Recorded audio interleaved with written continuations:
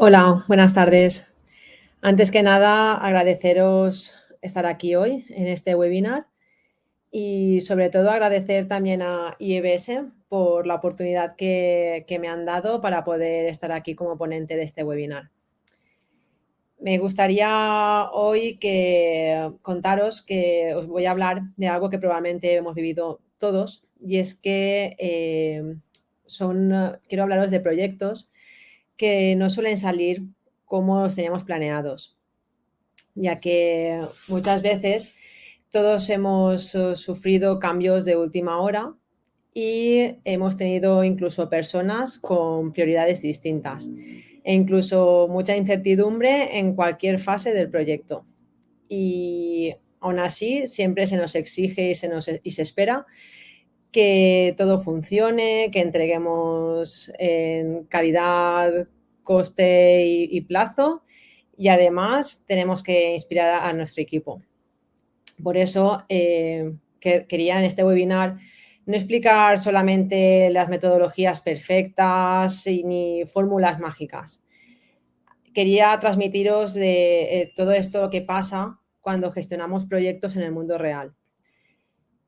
Me gustaría hablaros de cómo vamos a adaptarnos en un contexto cuando todo cambia, cómo liderar incluso sin cargos jerárquicos e incluso cómo entregar valor más allá de los entregables que tenemos predeterminados en nuestro proyecto. Estas ideas que os traigo hoy son ideas que nacen de mi práctica, de mi experiencia de 18 años gestionando proyectos en sectores distintos como son el mueble, el metal y los dispositivos médicos. Y sobre todo de haber aprendido muchas veces a base de los errores gestionando, y que esto finalmente es lo que realmente importa, que aprendemos cosas que no están en los manuales. Así que espero que si estás por aquí y alguna vez has sentido que no todo sale como esperabas en un proyecto y quieres algunas ideas que yo te pueda aportar o quieres que tus equipos trabajen con más sentido y menos desgaste, pues espero que estés en el lugar correcto para esto. Bueno, me quiero presentar ahora después de haberos hecho una pequeña introducción sobre el webinar, y es que quiero contaros brevemente quién soy. Soy Ana Miralles, ingeniera de formación y con un MBA, que me ayudó mucho a ampliar la mirada.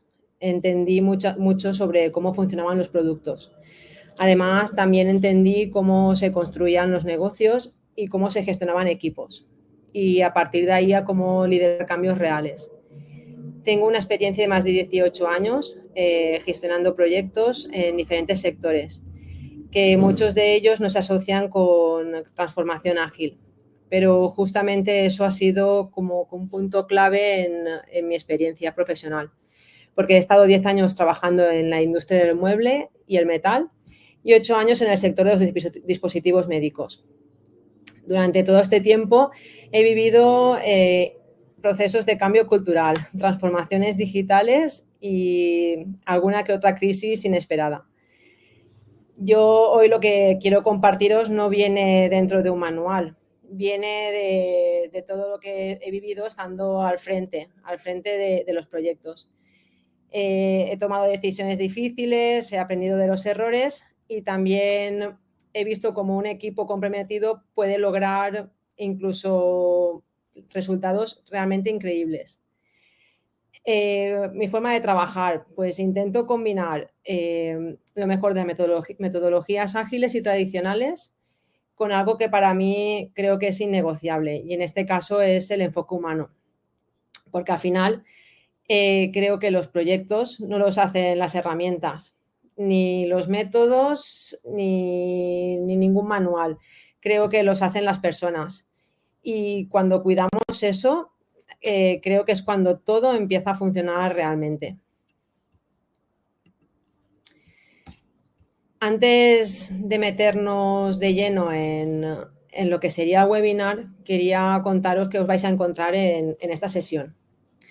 La idea no es repasar marcos metodológicos, que eso lo tenemos en cualquier manual y hay un montón de cursos específicos de un montón de horas para esto. La idea es de hablar qué pasa cuando las cosas no salen como lo hayamos planeado, que realmente es más habitual de lo que parece. También mi idea es contaros experiencias de cómo adaptarnos sin perder el foco, cómo llegar a liderar sin imponer y cómo entregar valor real y no solamente cerrar tareas que tenemos establecidas y ya está. Creo que eso también es muy importante, lo que necesita realmente nuestro usuario final. Todo esto que os quiero contar es con experiencias mías vividas, con ejemplos. Os contaré también algunas herramientas que utilizo y también os contaré algún error, porque creo que ahí es donde más realmente he aprendido. Y me gustaría que si os quedáis, por lo menos aunque sea con una idea útil que podáis utilizar mañana mismo, la verdad es que yo ya me doy por satisfecha de este webinar. Así que vamos allá. Comentaros que he dividido el bloque del webinar en 3 apartados, que son adaptar, liderar y entregar.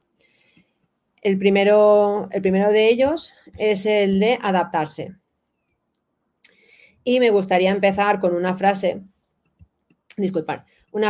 que creo que es importante y que me acompaña ya desde hace bastante tiempo. Y es que Sócrates dijo: el secreto del cambio es enfocar toda tu energía, no en luchar contra lo viejo, sino en construir lo nuevo. Y claro, muchas veces dices, es que es bastante actual, porque si hay algo que tienen en común todos los proyectos, y os lo digo de verdad, que no importa el sector, es que el cambio es constante. Muchas veces dices, no, yo tengo un proyecto de inicio a fin con un cronograma establecido y no va a pasar nada. No, siempre hay cambios. Gestionar un proyecto sin cambios, yo creo que eso ha ocurrido 1 o 2 veces como mucho y probablemente hayan sido proyectos de muy corto plazo. ¿Qué pasa si tenemos que hacer cambios? Lo que podemos hacer también es cómo cambiar y cómo responder ante estos cambios. ¿Qué pasa? Que tenemos que tener una respuesta ágil y estructurada. Y creo que realmente si esta respuesta al cambio es consciente, el impacto puede ser enorme. También es verdad que la flexibilidad, en este caso, creo que no es improvisar. Una flexibilidad con rumbo significa tener la capacidad de ajustar sin perder la vista hacia dónde vamos. Por eso necesitamos herramientas que nos ayuden a gestionar un cambio con criterio. Por ejemplo, una herramienta que utilizo bastante es el Impact Mapping, que esta herramienta me permite reevaluar la dirección del proyecto y muchas veces me permite también alinear con los objetivos del negocio. Hubo un caso donde teníamos el foco inicial, lo teníamos sobre todo en el diseño estético de una línea de productos en el sector del mueble. Pero mapeamos impactos y descubrimos que lo que más valoraban los clientes era la facilidad de la personalización de lo que era el producto. Este mapa nos ayudó a reenfocar el desarrollo hacia un sistema modular y esto marcó una gran diferencia comercial. Otra herramienta que la solemos utilizar bastante cuando son proyectos más digitales es el Kanban adaptativo, ya que es una forma visual y viva que nos permite gestionar un flujo de trabajo. Muchas veces lo que hacemos nosotros en los proyectos es que empezamos con un tablero simple, pero ¿qué pasa? Que lo que intentamos siempre es como que hacer una evolución de este tablero y hay casos en los que añadimos columnas que son, por ejemplo, una validación interna o pendiente de datos del cliente. ¿Qué nos permite esto? Detectar cuellos de botella y redistribuir tareas con más agilidad. Pero siempre tenemos visibilidad de en qué punto estamos. Y también algo que no siempre valoramos lo suficiente son las revisiones adaptativas periódicas, ya que no solamente se trata de revisar el cronograma, estamos en esta fase en plazo, no solamente es eso, no solamente tener un cronograma de inicio a final. Muchas veces nos tenemos que estar cuestionando incluso y evaluar el alcance, el contexto y el valor, ya que ya que esto nos permite, si en caso de que haya algún tipo de modificación, poder hacer el ajuste a tiempo. Muchas veces hacemos revisiones nosotros en proyectos cada 2 semanas para comprobar si lo que entregamos está alineado o no con el desarrollo y si se corresponde con la necesidad real. Esto también es muy importante, la necesidad. ¿Qué pasa? Que si no hacemos este tipo de revisiones adaptativas, muchas veces lo que nos encontramos es que el proyecto ya está muy avanzado y un cambio supone un retroceso muy grande. Por lo tanto, estas revisiones las considero bastante importantes en este punto. Entonces, como resumen de todo esto, creo que un cambio no es un fallo, porque si cambiamos con propósito y con método, creo que un cambio nos permite hasta incluso avanzar más. Ahora me gustaría contaros unas cuantas vivencias relacionadas con este bloque, el bloque de adaptarse. Y es que creo que es muy importante el saber adaptarse.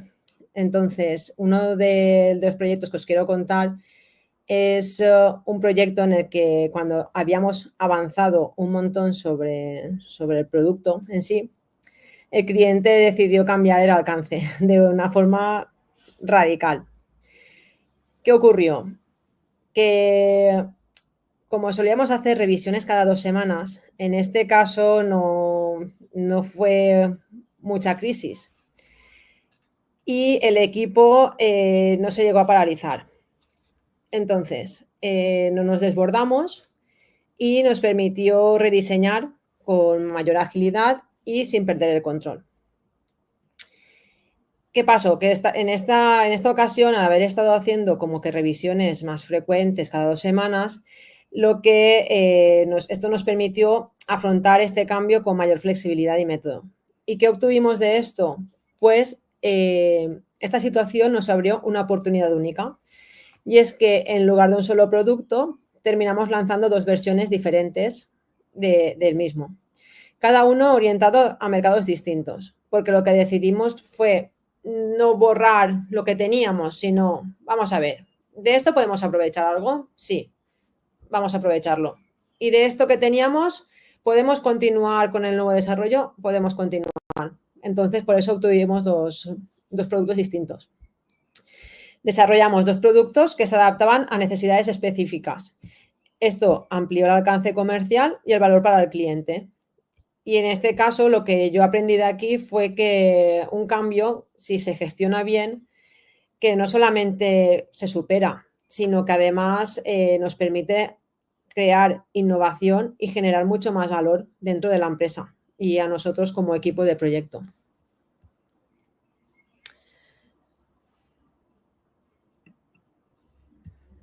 Otra historia que os quiero contar es la de un configurador de colchones que estábamos creando. Este configurador era un configurador digital. Entonces, al principio lo que teníamos como idea principal era que los clientes pudieran personalizar fácilmente colores, tejidos y accesorios. Teníamos un briefing y este briefing lo seguimos al pie de la letra. ¿Qué pasa? Que muchas veces el briefing no transmite lo que realmente el cliente necesita. Entonces, llegó un punto en el que nos dimos cuenta de que muchas decisiones eran en ocasiones suposiciones, porque nuestro cliente no tenía clara la experiencia que estaba buscando. ¿Qué decidimos hacer en este caso? Decidimos aplicar un enfoque ágil más puro y empezamos a crear un mínimo producto viable básico del configurador y lo pusimos en manos de usuarios reales. ¿Para qué? Para hacer un user test. Entonces, de aquí que obtuvimos un feedback y este feedback fue revelador porque cambió nuestras prioridades. En este caso, lo que más se valoraba ya no era la variedad que teníamos en el configurador de colores, accesorios, sino que lo que se pretendía era tener facilidad de uso y rapidez en la visualización. al final, como hicimos esa pequeña modificación, realmente no entregamos lo que pedían en el briefing, sino lo que realmente necesitaban. Aquí vuelve a aparecer la palabra necesidad, que es lo que realmente el cliente va a necesitar. Entonces, con esto aprendimos que muchas veces en entornos de incertidumbre vale la pena mostrar pronto y también escuchar rápido el feedback, porque esto nos permite hacer modificaciones rápidas. Y eso también es importante porque también nos permite saber lo que el cliente realmente necesita. Vale, por eso os pongo aquí en lo que es la diapositiva. Lo importante no es seguir el plan perfecto, sino adaptarse a lo que el usuario realmente necesita. Esto es la verdad que muy importante y en todos los sectores en los que he trabajado siempre es básico el qué necesita el cliente. Lo que estamos haciendo le va a aportar este valor. De verdad que es algo que me llevo de todos los sectores en los que he trabajado. Otra lección que os quería contar es que muchas veces adaptarse no significa rendirse ni perder la visión. Al contrario, significa tener la flexibilidad suficiente para cambiar la forma en la que llegamos, sin olvidar por qué hemos empezado. Entonces, aquí estábamos en un proyecto en el sector de dispositivos médicos y estamos desarrollando un sistema que dependía de un componente clave. Claro, ¿qué pasa? En el tema de los dispositivos médicos tenemos tenemos una parte de regulatory, de normativa que tenemos que cumplir. Y tenemos que validar muchos componentes, bien sea interna como externamente, a través de laboratorios. Entonces, ¿qué ocurría? Que esta dependencia que teníamos de este componente clave era una validación técnica y se nos iba a retrasar porque el tema de la validación dependía de una parte externa. Entonces, en ese momento teníamos dos opciones. O bien parábamos el proyecto entero o buscábamos alternativas. Claro, en ese momento dijimos, a ver, vamos a reorganizar el trabajo, vamos a dividir tareas, vamos a priorizar qué funcionalidades y vamos a mantenernos trabajando en el proyecto, no vamos a pararlo. ¿Por qué? Porque creíamos interesante ir avanzando en paralelo. Si hubiésemos parado, paras y cuando vuelves a retomarlo tienes un retraso de X meses. Entonces, ¿qué pasa? Que desde fuera muchas veces parecía que íbamos con una gestión caótica, pero al contrario de lo que estaba ocurriendo realmente dentro del equipo. Y es que dentro sabíamos que no estábamos improvisando, ¿vale? Porque sabíamos que estábamos haciendo nuestro camino de forma paralela.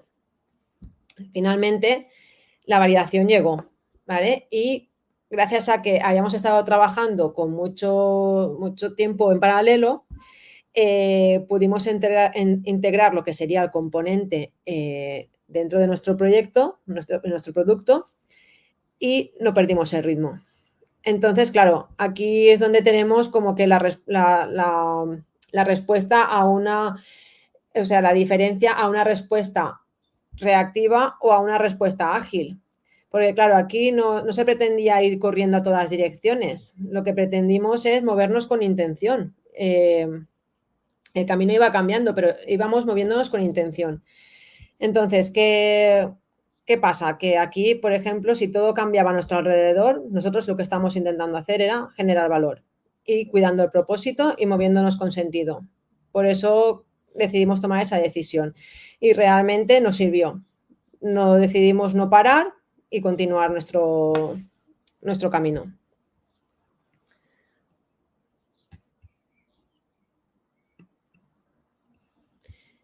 El siguiente bloque que os quiero contar es el de liderar. Y claro, aquí, como decía Maya Angelou, las personas olvidarán lo que dijiste, olvidarán lo que hiciste, pero nunca olvidarán cómo las hiciste sentir. Esto creo que resume bastante la esencia del liderazgo en los proyectos, ya que no se trata solo de lo que hacemos, sino de cómo conectamos con quienes nos acompañan en el camino. Yo la verdad es que durante estos años en los que he estado trabajando en todos estos sectores, he tenido la suerte de trabajar en distintos equipos de diferente tipo de gente y la verdad es que muchas veces te encuentras en equipos donde hay liderazgo con cargo y liderazgo sin cargo.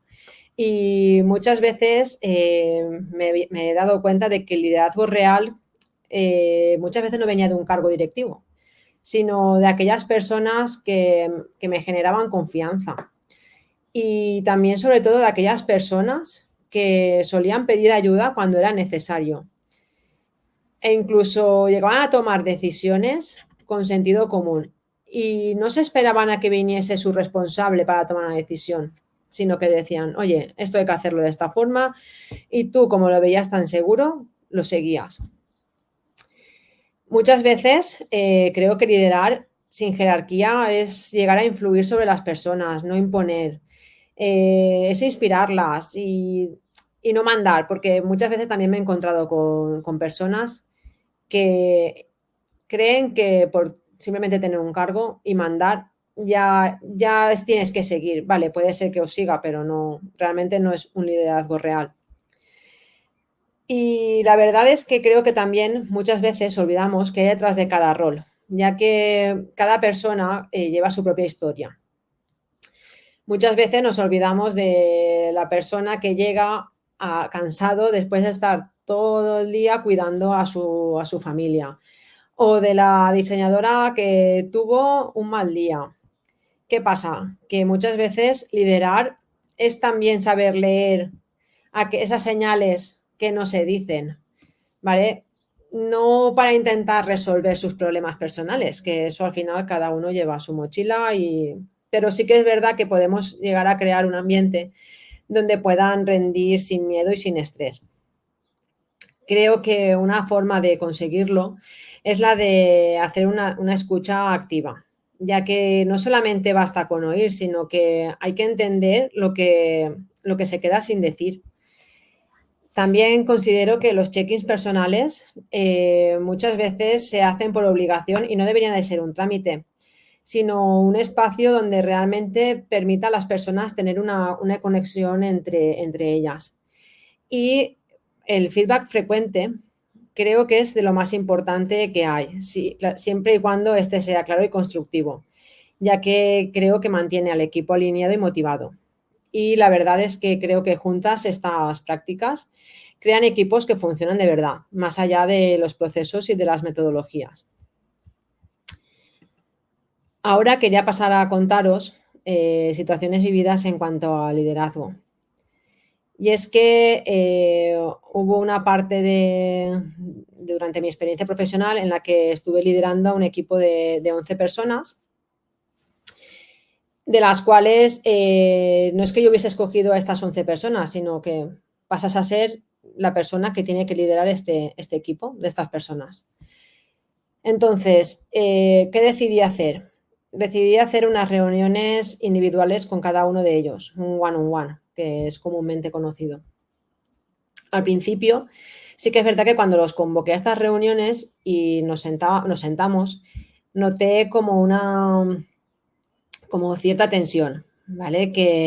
Porque claro, realmente ellos no sabían qué esperar de esto porque eh, venían de un líder que no había hecho no había hecho este tipo de reuniones.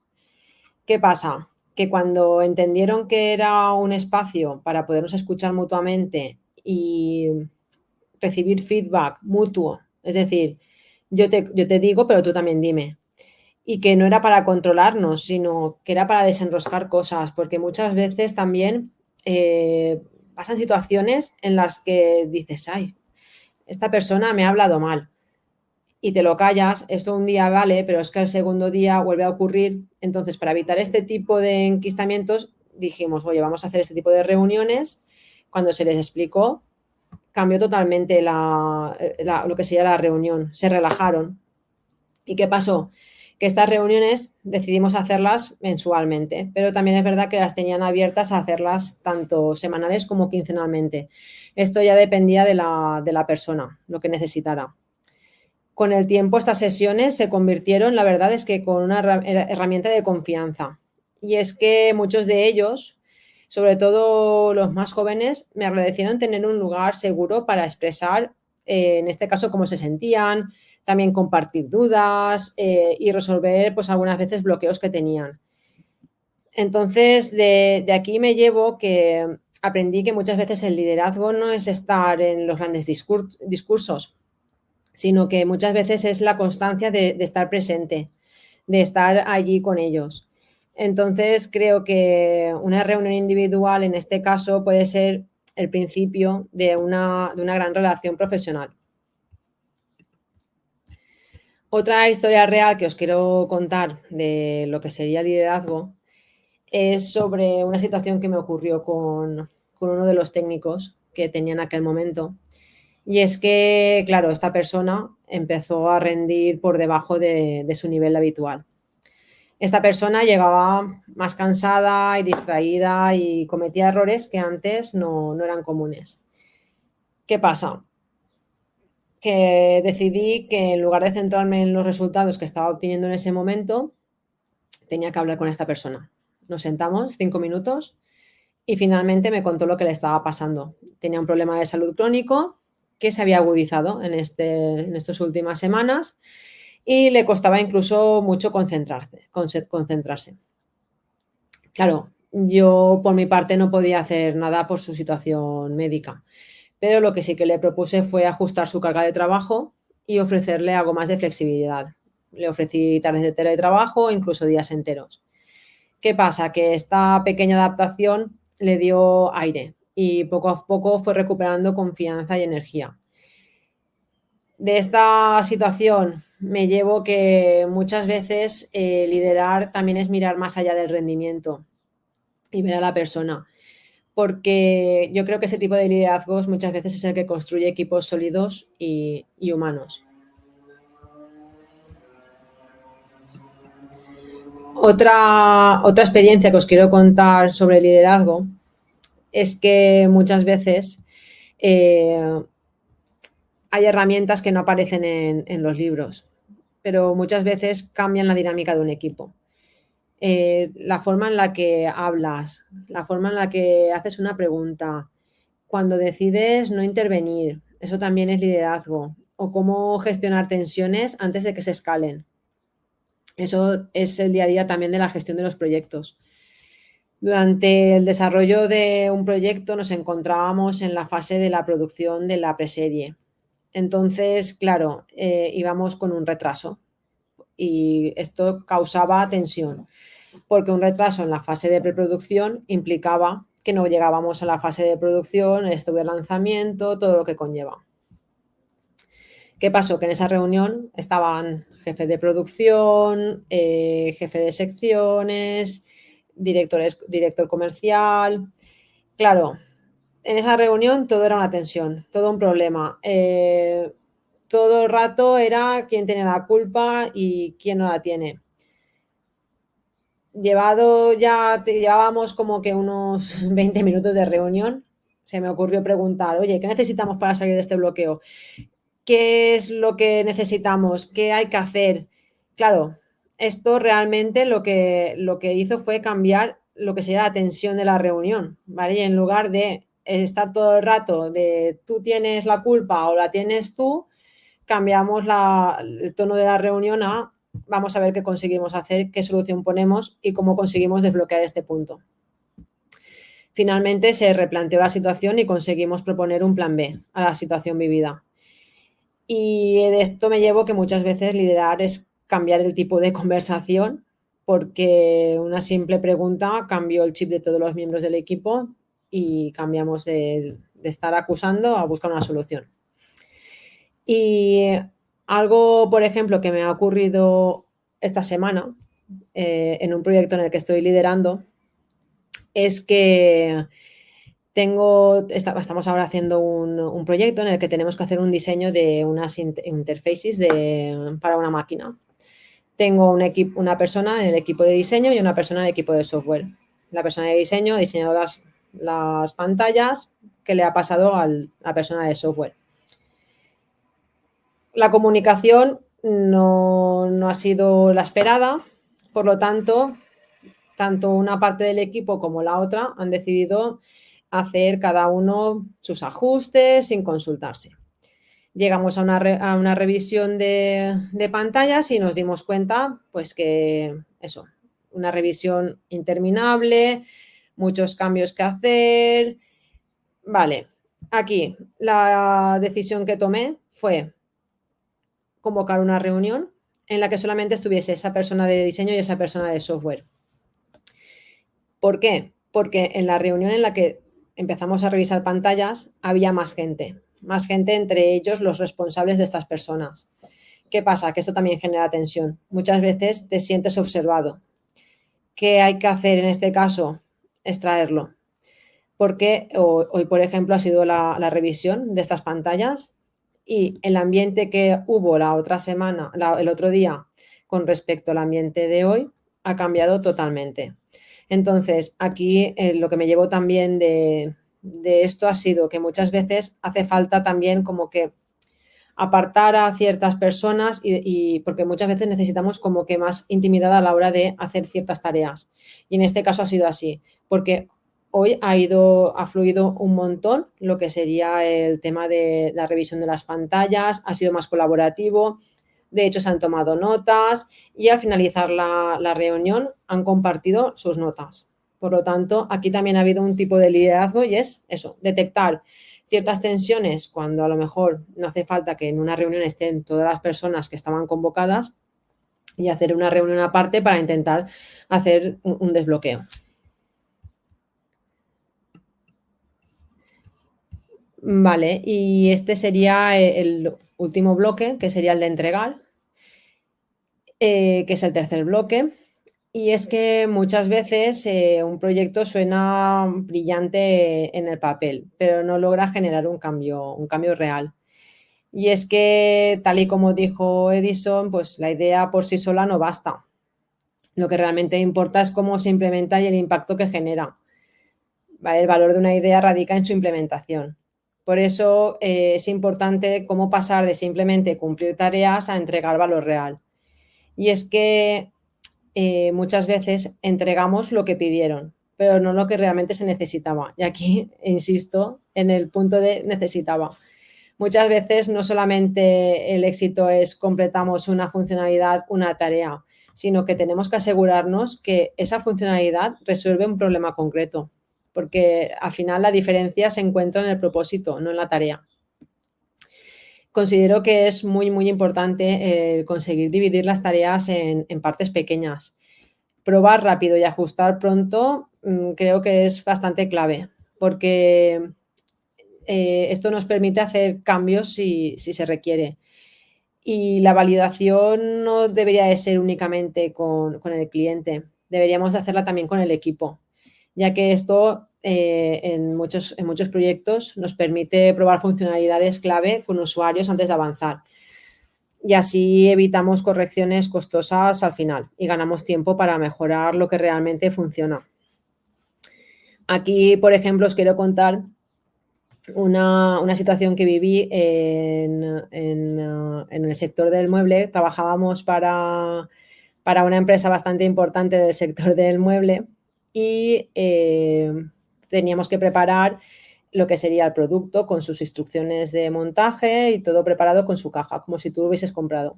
Y vino una persona externa que no sabía nada de esto. Entonces vino, le dimos las instrucciones y lo montó. Y de aquí también pudimos sacar conclusiones, porque claro, aquí lo que os digo, la validación no siempre es con el cliente, hay que hacer validaciones externas, porque al final la persona que no está dentro del proyecto muchas veces nos ayuda a ver cosas que no somos capaces de ver porque estamos muy metidos en lo que sería el terreno del proyecto. Y por último, creo que sin la implicación constante del cliente, lo que construimos muchas veces son suposiciones y no soluciones. Por eso me parece muy interesante utilizar historias de usuario que sean claras y que reflejen necesidades reales. También KPIs que midan resultados funcionales. Y me parece que es muy, muy importante el mantener al cliente involucrado desde el inicio, ya que permite ajustar el producto y claro, de este modo podemos llegar a lograr como que la completa satisfacción del usuario. Ahora os quiero contar una historia que tiene que ver con el tema de entregar. Y aquí, claro, este sería más bien un fallo que hicimos, pero bueno, había un proyecto que hicimos mucho, mucho foco en la planificación y en el cual se cumplió todos los hitos, todas las entregas en la fecha que tocaba. Claro, imagínate, el cliente recibe el proyecto en la fecha acordada y todo perfecto. Nos felicitaron, sí, nos felicitó por la organización. Pero ¿qué pasa? Cuando se volvió a reunir con nuestro director comercial, semanas después, pues nos confesó que el producto, pues que no resolvía su necesidad real. Que sí, que habíamos sido muy eficientes, pero en este caso no habíamos sido lo efectivos que deberíamos de haber sido. Entonces, claro, que de esto que me llevo, pues que no basta con preguntar qué quieren. Creo que se debe profundizar más en para qué lo necesitan. Ya, creo que se repite mucho la palabra que necesitan, pero es que es muy importante, ya que el valor, pues que no está en las entregas, sino en el impacto que tiene cada una de estas entregas. Y esta historia que os quiero entregar, que os quiero contar de entregar, muchas veces estamos trabajando en un sector y como que todo lo que tenemos que buscar tiene que ser relacionado con el sector. Y creo que es muy interesante muchas veces abrir la mente y a lo mejor visitar ferias que no tengan nada que ver con lo que estamos actualmente trabajando, porque nos ayuda a tener una visión más amplia e incluso nos permite hacer cambios en cosas que igual no se nos hubiese ocurrido. Y es que nos ocurrió que una vez fuimos a una feria y era esta feria de textil deportivo. Vamos, que no tenía nada que ver con los sectores que os he dicho que he trabajado. ¿Qué pasa? Que estuvimos viendo, pues eso, que había un sistema de unión en ropa de submarinismo y prendas técnicas. Esta forma de unión era sin costuras, eran menos rígidas, eran planas y parecía ser que era mucho más cómodo. Claro, al principio dijimos, ostras, ¿esto cómo lo podemos poner en práctica con nuestros productos? No lo teníamos claro, ¿vale? Pero al final sí que hicimos una prueba y funcionó. Aquí, ¿qué pasó? Que redujimos roces, se mejoró el confort y esto, pues al final el cliente lo notó. En este caso no entregamos funcionalidad nueva, sino una experiencia mejor. Por eso os comento que el valor muchas veces no es mirar dentro, sino es mirar más allá de lo evidente para poder extraer ideas innovadoras que nos permitan sacar algo nuevo en nuestro sector. Como conclusiones, para mí estos son los 3 pilares que sinceramente cuando se combinan hacen que un proyecto no solamente funcione, sino que realmente importe, ya que gestionar proyectos en el mundo real creo que no es fácil, pero ahí está la oportunidad. Debemos adaptarnos con criterio, ya que esto nos va a fortalecer frente a lo inesperado. Debemos de liderar con humanidad, ya que esto va a construir equipos invencibles. Y debemos entregar con sentido, ya que convierte nuestros esfuerzos en resultados que trascienden. Debemos tratar de no buscar la perfección, sino de generar valor real que deje huella, incluso en medio de la incertidumbre. Yo creo que ese es el verdadero éxito. ¿Y qué puedes aplicar ya? Muchas veces salimos de formaciones con muchas ideas, pero sin saber por dónde empezar. Por eso me gustaría dejar algunas acciones muy concretas que creo que se pueden poner en marcha mañana mismo, sin importar el sector, metodología o tamaño del proyecto. Primero me gustaría que hicierais una pausa y os preguntarais con total honestidad cuando estéis haciendo un proyecto. ¿Estamos entregando valor o solo completando tareas? Esa simple pregunta puede cambiar cómo priorizamos, e incluso cómo gestionamos y cómo lideramos. Segunda pregunta que os quiero lanzar. Y es que en vuestra próxima reunión de equipo podríais probar a incluir un check-in personal de 2 minutos. Algo súper sencillo, como ¿cómo estás hoy? O ¿qué llevas en la cabeza estos días? De verdad que es increíble cómo vais a mejorar la colaboración cuando las personas se sienten vistas. Y tercero, si trabajas por fases o iteraciones, creo que es importante empezar a hacer revisiones adaptativas cada 2 semanas. No hace falta una gran reunión, pero sí que es verdad que nos deberíamos de detener a revisar. ¿Lo que estamos haciendo sigue teniendo sentido? ¿Podemos simplificar algo? ¿Hay algo que el cliente no ha visto y deberíamos demostrar ya? Estas mini revisiones pueden ahorrar semanas de trabajo mal enfocado y retrabajos a futuro. Y por último, os invito a probar a redefinir una funcionalidad como historia de usuario, con este formato súper simple de como tipo de usuario quiero la funcionalidad para un beneficio esperado. Por ejemplo, como comercial quiero ver el stock en tiempo real para no prometer plazos imposibles. Claro, esto alinea al equipo con el impacto, no solo con la tarea. Yo creo que no es necesario hacer un gran cambio para empezar, pero sí un paso intencional. Porque en el mundo real los proyectos no mejoran con grandes discursos, sino con pequeños gestos bien dirigidos. Y creo que si aplicas, aunque sea una de estas ideas, ya habrás empezado a liderar de una forma distinta.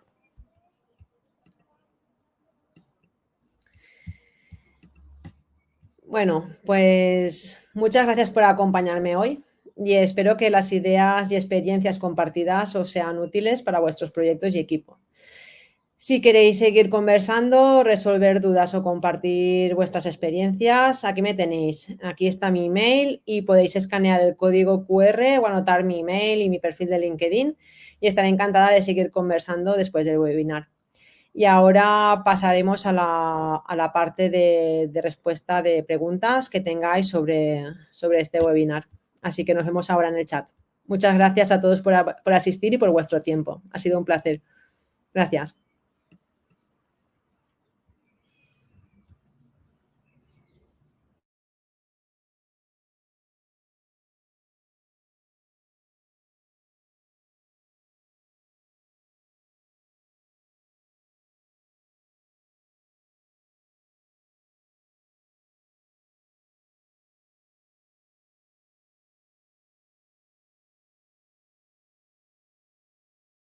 La ponencia.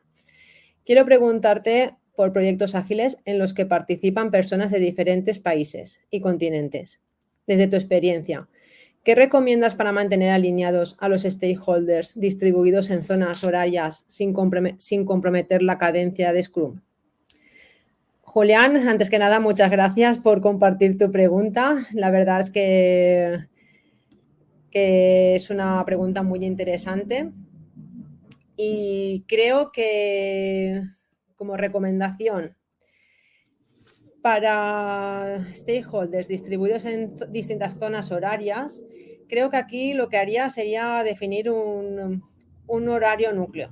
Es decir, que intentaría establecer una franja horaria diaria o semanal donde todos puedan coincidir, aunque sea breve.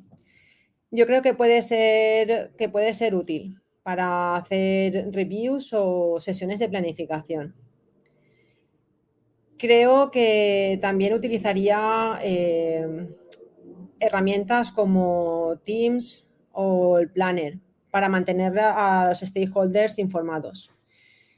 Y así también poder seguir lo que serían decisiones clave, avances y bloqueos para que quedasen documentados y accesibles.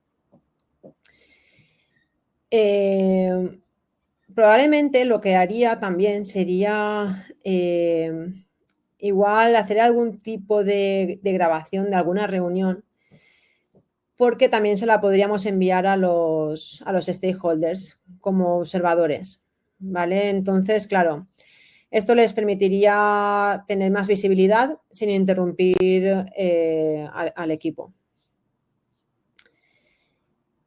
Y después también lo que utilizaría serían tableros tipo el Kanban que reflejasen lo que sería el estado real del trabajo, ¿vale? Para así reducir la necesidad de reuniones de seguimiento y de este modo tendríamos un espacio colaborativo en el que los stakeholders podrían ver el progreso en tiempo real. Yo creo que con esto he respondido a tu pregunta, Julián. Bueno, muchas gracias a todos por vuestros comentarios. La verdad es que se agradece un montón. Espero que os haya gustado y vamos, podéis preguntar lo que queráis. Ahora es vuestro turno. Si no ha quedado claro alguna cosa, me lo podéis preguntar y os puedo contestar sin problemas.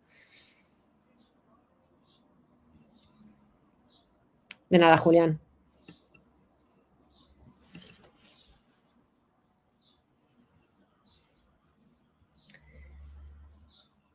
A ver, creo que aquí en el webinar he intentado contaros pues mi experiencia. Creo que al final todo lo que sean manuales y metodologías está ya escrito en libros y en cursos.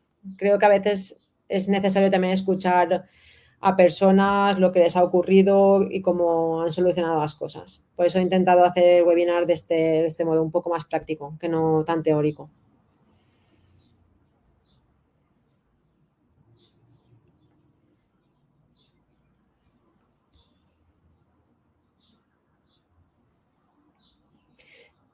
Tenemos hasta las 7 para que podáis preguntar cualquier cosa que tengáis dudas.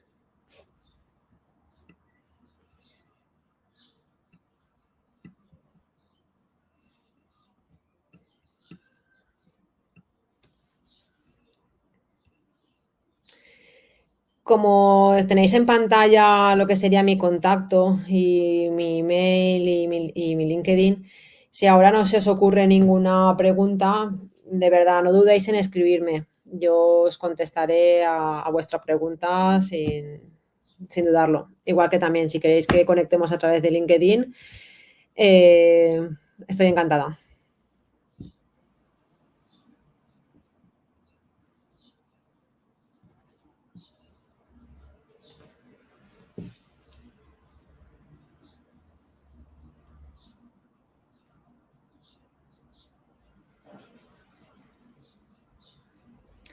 Ángela, quisiera ver la realización de un proyecto. ¿A qué te refieres exactamente? ¿De qué está compuesto un proyecto? ¿Las fases del proyecto? ¿Qué quieres ver exactamente con tu pregunta?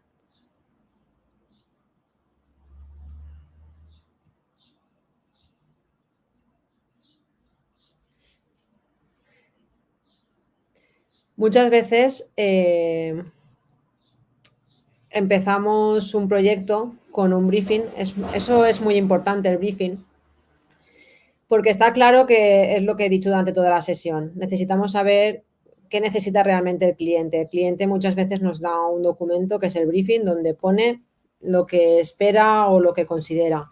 Y nosotros tenemos que ser capaces de entender qué es lo que necesita.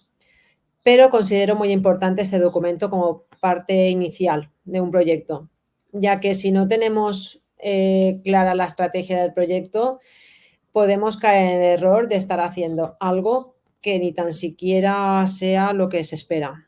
Entonces, creo que el primer paso para un proyecto es eso, tener un briefing claro.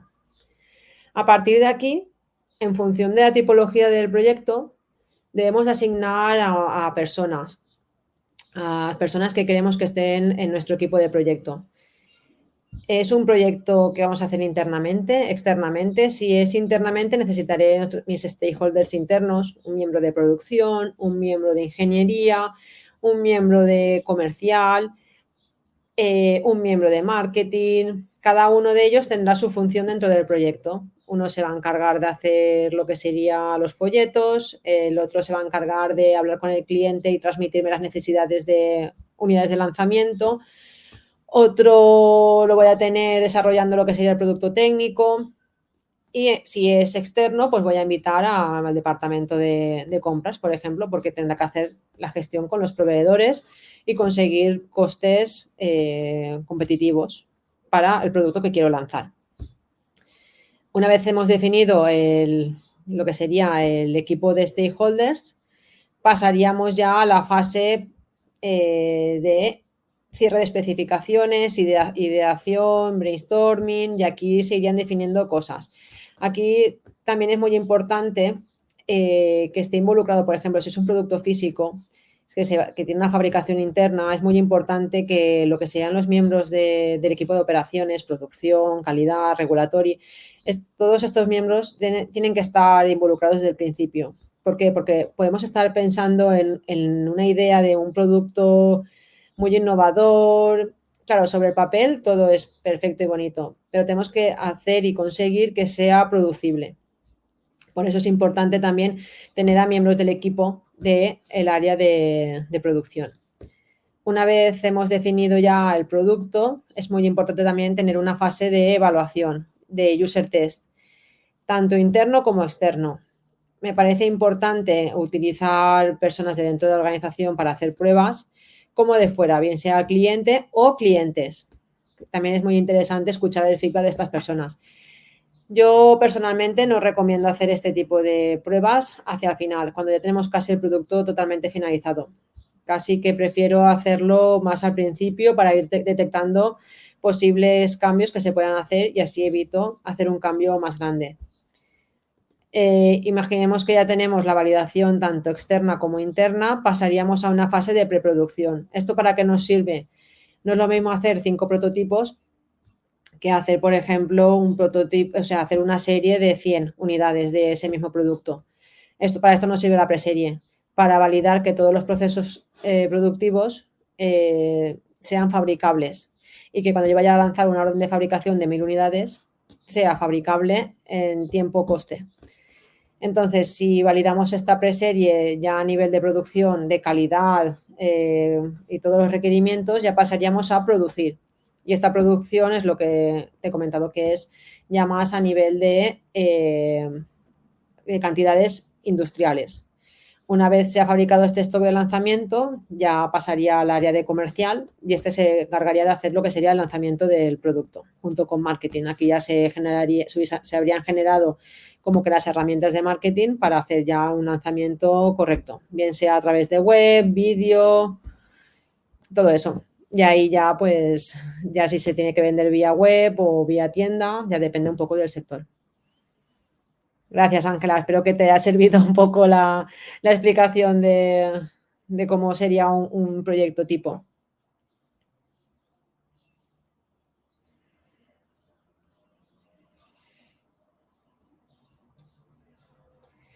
No sé si tenéis más preguntas que os pueda ir respondiendo.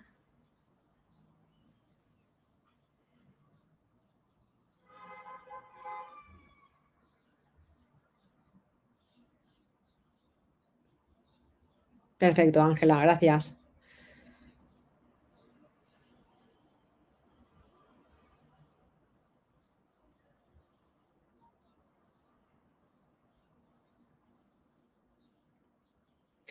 Freddy, desde tu experiencia, ¿qué tipo de proyectos de desarrollo de productos alimenticios municipales son más difíciles de ejecutar? Cuando tienes, a ver, perdona.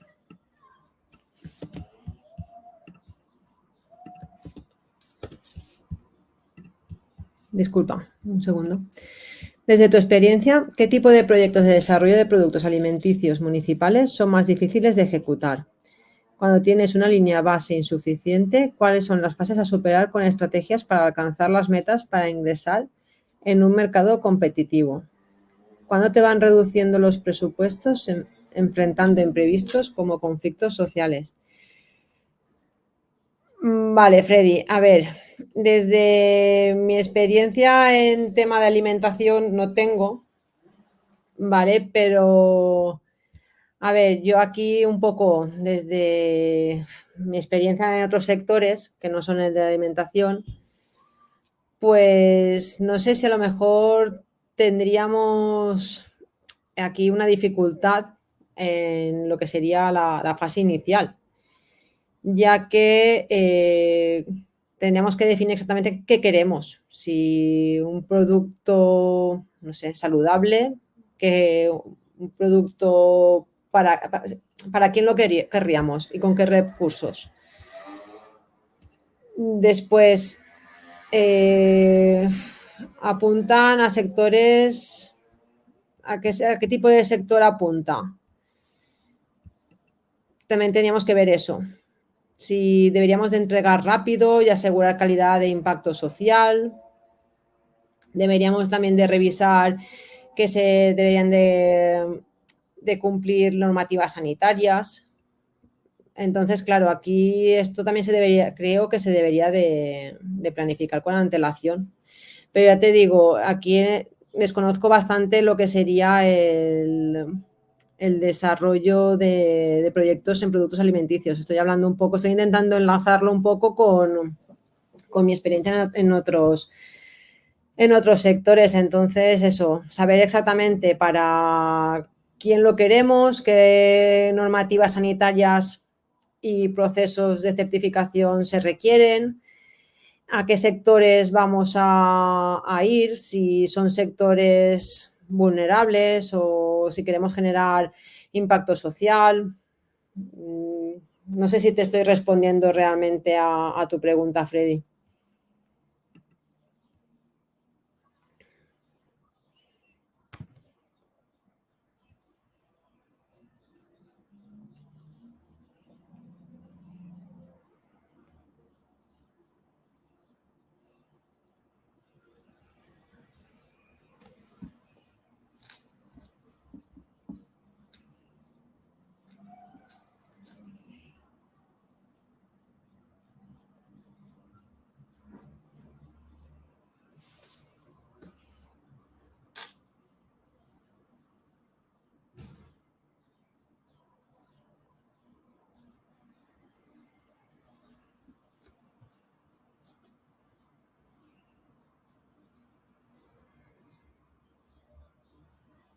Vale, Freddy, gracias a ti por hacer tu pregunta.